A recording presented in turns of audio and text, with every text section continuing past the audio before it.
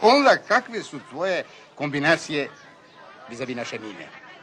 Franjo, pa kaj to tebi pada na pamet? To se on šali. Tak je. Opet ti počinješ sa tim glupostima. Pardon, nisam sasvim razumio. Viš ga kak dobro glumi. Ko bi mu rekao? Franjo, nemoj.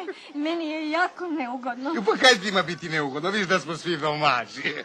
Čuj, Egon, ja mislim da ti je to zbilja dobra prilika. Istina, Bog, ženska više nije najmlađa, ali je još uščuvana. Pa kaj ti to govoriš?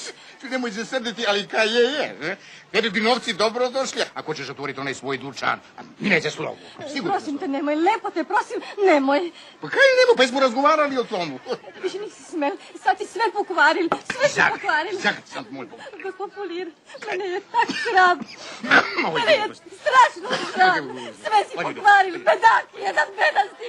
Sve si Dorci, jedan bedasti. Sve si pokvarili. Čekaj, kam bežiš? Pa čekaj, kam bežiš tako?